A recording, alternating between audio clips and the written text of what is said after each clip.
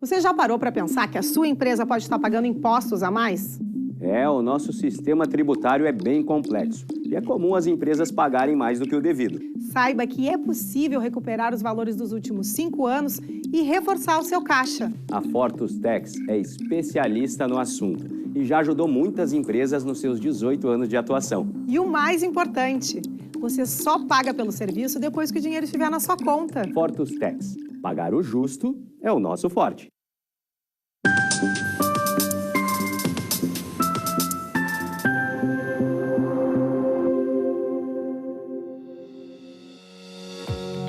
Olá, eu sou Amanda de Oliveira, apresentadora âncora do Papo Certo e junto com o apresentador João Custódio, estamos começando o nosso programa de hoje. 21 de março é comemorado o Dia Internacional da Eliminação da Discriminação Racial, Dia Universal do Teatro e o Dia Internacional da Síndrome de Down. Vocês que já nos assistem, sejam bem-vindos. Nosso programa vai ao ar de segunda a sexta, às 8 da noite, logo após Cadeira Cativa, aqui na Ubra TV. E no Papo de Família, o tema vai ser o seu, o meu, os nossos mitos e verdades do planejamento familiar. A nova lei, sancionada em 2 de setembro de 2022, reduziu de 25 para 21 anos a idade mínima para realizar a esterilização voluntária em homens e mulheres. Antes disso, era necessário um documento por parte do marido ou da esposa autorizando a laqueadura ou a vasectomia. Estamos recebendo a doutora Júlia Farias Mertens, especialista em Direito de Família e Sucessões, presidente da Comissão Especial do Direito da Família e Sucessões da Comissão da Mulher Advogada de Taquara. Muito boa noite e obrigado pela presença no Papo Certo, doutora. Eu que agradeço, muito obrigada pelo convite e pela oportunidade de falar sobre esse tema que é tão importante. Seja muito bem-vinda, então, doutora Júlia. Venha saber mais, então, você de casa, perguntando ou enviando seu comentário aqui pelo nosso WhatsApp, 51 3029 8080, que a nossa convidada vai responder aqui no programa. Fique aí, que já estamos voltando.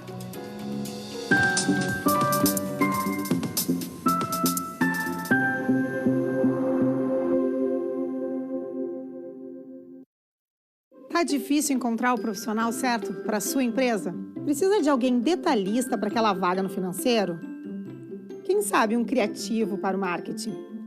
Ou ainda, alguém focado em resultados? A Fortus RH utiliza técnicas de seleção e processos estruturados, realizando entrevistas, aplicando provas e testes específicos. Tudo isso para buscar a pessoa certa para a vaga certa. Fortus RH. Conectar pessoas é o nosso forte.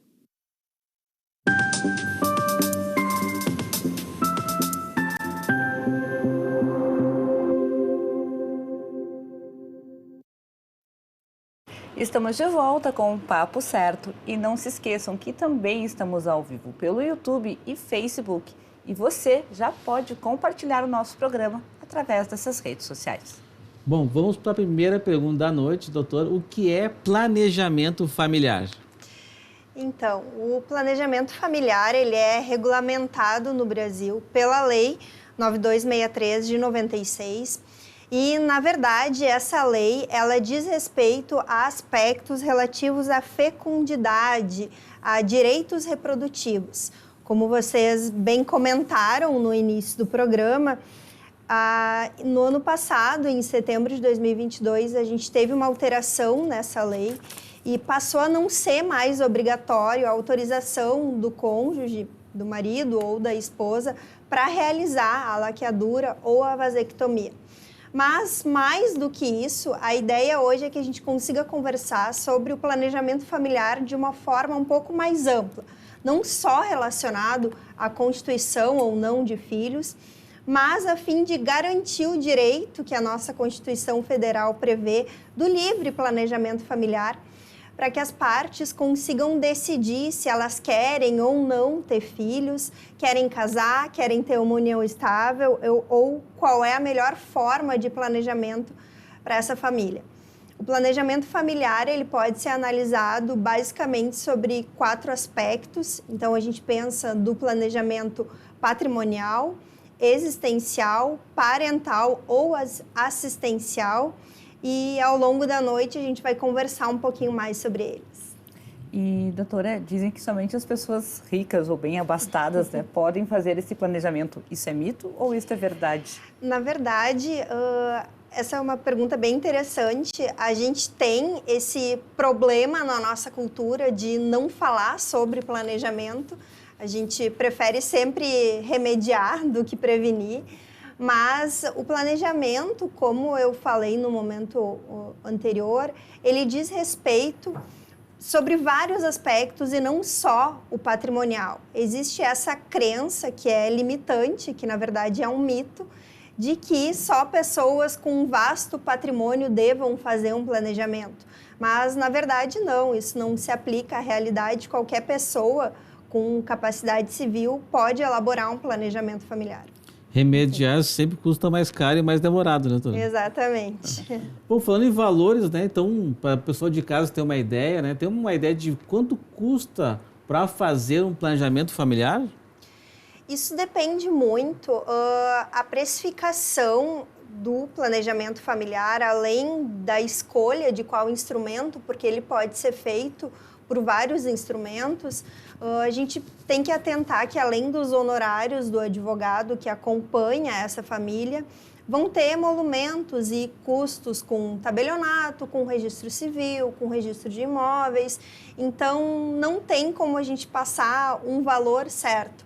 Via de regra, o que a maioria dos advogados fazem, e é o que a gente faz lá no escritório também, é fazer uma reunião inicial com o cliente para entender as necessidades e depois precificar de acordo com essa demanda, que é o que vai delimitar o quanto de trabalho a gente vai ter que ter para atuar naquele caso específico. E pode fazer em etapas também, né? Claro, com certeza. Principalmente quando a gente fala sobre o planejamento sucessório, é bem comum que a gente faça por etapas, que a gente não resolva tudo num primeiro momento. E falando exatamente sobre isso, o planejamento familiar e o planejamento sucessório são a mesma coisa? Não, na verdade, o planejamento sucessório, ele é parte do planejamento familiar. Normalmente, quando a gente pensa em planejamento sucessório, a gente pensa em atos unilaterais. Então, são doações, são testamentos, podem ser atos bilaterais, como, por exemplo, a constituição de uma holding, mas o planejamento familiar, ele diz respeito normalmente a acordos dentro da família ou dentro do casal. Então, não são a mesma coisa, o planejamento sucessório está dentro do planejamento familiar. Bom, tem outra pergunta que acho que vai complementar isso. Posso fazer um planejamento que não seja patrimonial? Sim, com certeza. A gente pode estabelecer algumas cláusulas diferentes do patrimônio e, na verdade, o principal é que a gente tem, além do patrimônio, que a gente possa versar sobre aspectos existenciais. Hoje já existe a possibilidade de, por exemplo, colocar uma multa em caso de traição, isso pode ser pactuado entre as partes. Muita gente vai começar a pensar em multas aí agora. Na verdade, os aspectos existenciais eu gosto de dizer e de explicar para os meus clientes que eles dizem respeito às regras do jogo. Então, é o casal sentar e conversar e estabelecer quais são os limites e o que significa determinada coisa para um ou para outro, né? Além disso, a gente pode ainda fazer um planejamento denominado de parental, que é qual a escola que os filhos vão estudar, qual a religião que os filhos vão seguir, quem vai ser o pediatra. Em caso de dissolução da relação dos pais, como vai ficar a questão relativa à guarda, alimentos, convivência, a rotina desses filhos. A gente pode ainda falar em uma forma de planejamento que ganhou muita força na pandemia, que são as diretrizes antecipadas de vontade, o testamento vital, que funciona como diretrizes médicas, digamos assim, que a pessoa gostaria que fossem observadas quando ela estiver impossibilitada de se manifestar. A gente sabe que muitas vezes as pessoas acabam sendo acometidas por doenças que impedem que elas manifestem a sua vontade. Então, existe essa forma de organização prévia de quais os limites e o que a gente quer que seja ou não feito. Na pandemia, isso veio muito à tona, porque se falou muito, se eu chegar no hospital, quero ser entubada, não quero ser entubada, quero isso, quero aquilo.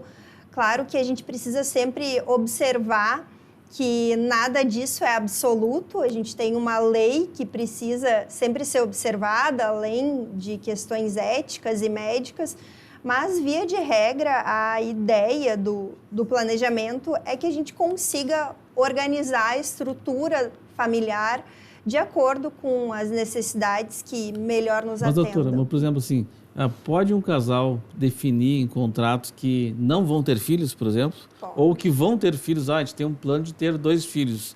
Daqui a pouco passou um tempo, eu não quero mais ter filho, ou não quero ter filhos. Isso pode ser definido em contrato? Pode, isso pode ser definido em contrato. É uma forma realmente de planejamento.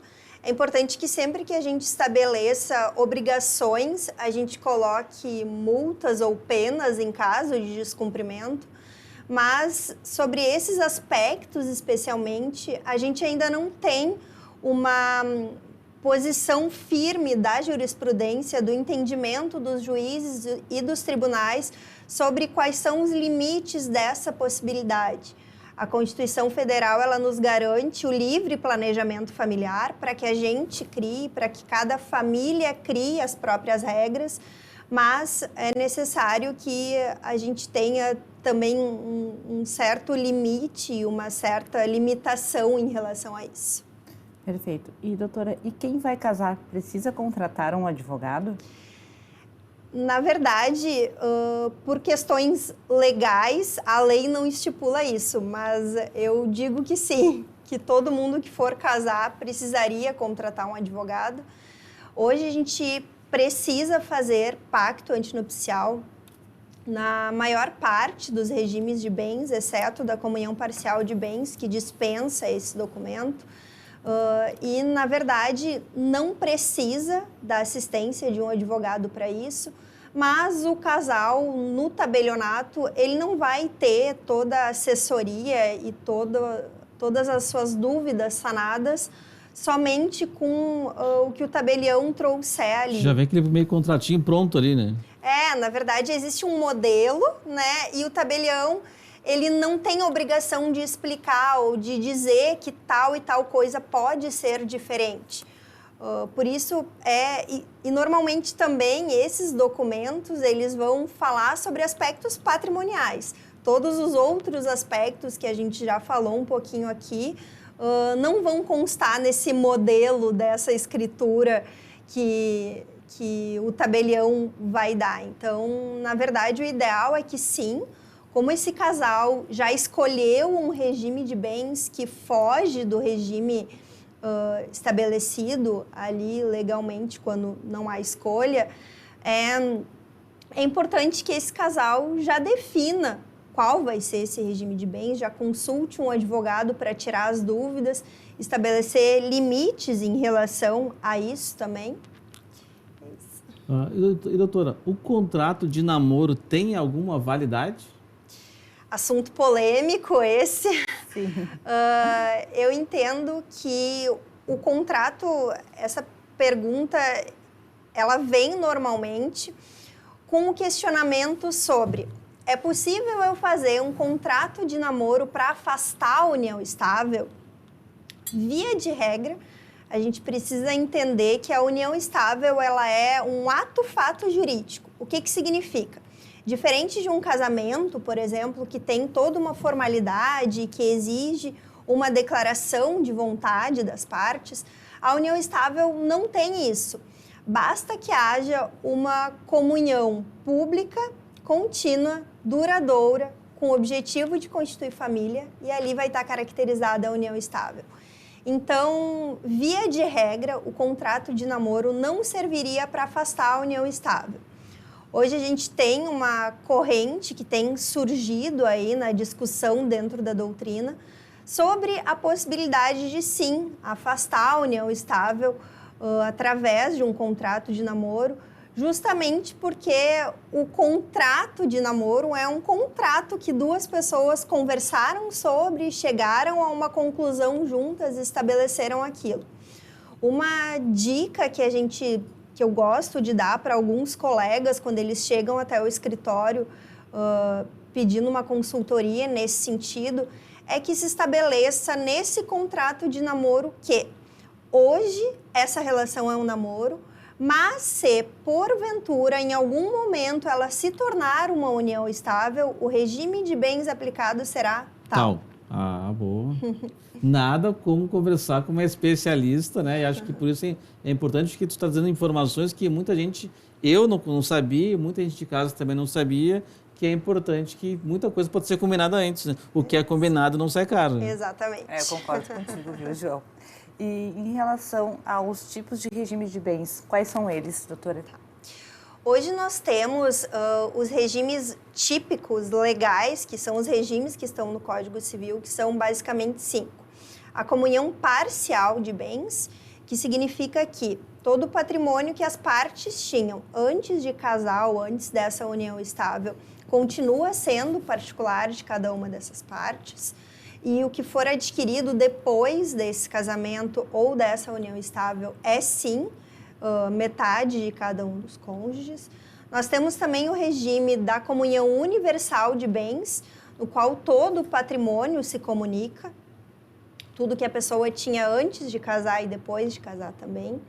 A separação convencional de bens, que é um acordo entre os cônjuges ou os companheiros no sentido de que, mesmo depois de formalizada essa união, o patrimônio vai ser particular de cada um. Então, por exemplo, se eu escolher casar por esse regime, eu posso estabelecer que, em relação a algumas determinações, vai ser aplicado de tal ou de tal forma. Isso é possível que se faça. Na verdade, estou me adiantando um pouco sobre um próximo ponto. E a gente tem também o regime da separação obrigatória de bens, que diz respeito a algumas hipóteses que a lei traz que as pessoas são obrigadas a casar nesse regime. A hipótese, por exemplo, das pessoas com mais de 70 anos, elas não podem escolher o regime que elas vão casar, elas são obrigadas a atentar para esse. Tem um último regime que é pouquíssimo usado e acaba sendo grande parte das vezes até esquecido, que é o regime da participação final nos aquestos, que funciona mais ou menos durante o casamento como uma separação de bens e depois, no momento do divórcio ou da dissolução da união estável, como um regime da comunhão parcial de bens. Na verdade, hoje a gente tem ainda uma outra hipótese que não está prevista expressamente na lei, mas que justamente por isso a gente chama de atípica ou de híbrida, que é mais ou menos o que eu trouxe quando eu falei agora da separação convencional de bens, que é no sentido de que eu posso escolher um regime principal e algumas normas dos outros regimes para aplicar. Por exemplo, eu posso escolher ser casada na separação convencional de bens. Então, tudo que eu e o meu marido, eu e a minha esposa, tudo que a gente comprar vai ser particular de cada um, mas em relação aos bens imóveis, vai se aplicar a comunhão parcial de bens. Então, é um regime personalizado, digamos. É isso. Hoje existe essa possibilidade de a gente fazer esses regimes, justamente, eles são chamados de mistos, atípicos, híbridos, personalizados, mas a ideia é realmente que o casal, que aquela família tenha autonomia para formular de acordo com as diretrizes que melhor couber para eles, né? Doutora, última perguntinha de intervalo. Qual, na sua opinião, tem algum regime que é melhor? A pergunta de milhões, né? Não, na verdade, como grande parte das perguntas jurídicas, a resposta é depende. Eu acho que cada regime precisa ser analisado de acordo com cada família, então não tenho um regime que a gente possa dizer esse é o melhor regime de bens, Mas é muito importante que o casal saiba e conheça os regimes de bens existentes. Principalmente porque hoje, se tu vai casar e tu não sabe sobre regime de bens, tu vai acabar caindo no regime supletivo, que é a comunhão parcial de bens, e a maior parte das pessoas não sabe o que significa, não sabe como funciona. Esses regimes têm essa regra geral, mas tem alguns pormenores específicos de cada um. Então, não existe um regime de bens que seja melhor que o outro. Perfeito, então. Nós vamos fazer um intervalo de 30 segundinhos. Fiquem aí que já estamos voltando, então.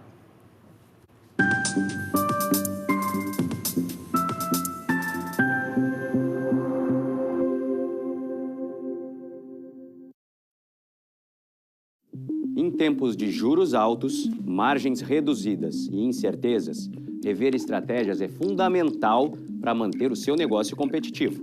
Esse cenário exige planejamento e organização financeira. Nessas horas, qualquer ajuda é bem-vinda, mas a ajuda de um especialista é necessária. A Fortus Consulting conhece na prática e tem as soluções adequadas para cada situação. Fortus Consulting. Melhorar os seus resultados é o nosso forte.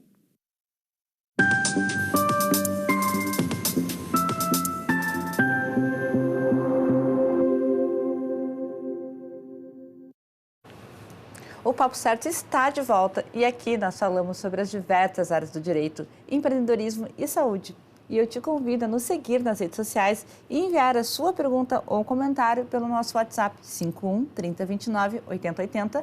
Lembrando que também estamos ao vivo nos canais digitais NET Vivo, Claro e Tubarão.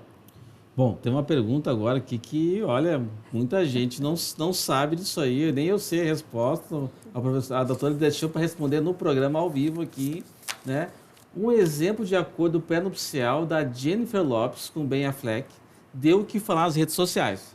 Diz que regra sobre a frequência mínima de relações sexuais no relacionamento. Isso é possível, doutora, botar no contrato isso?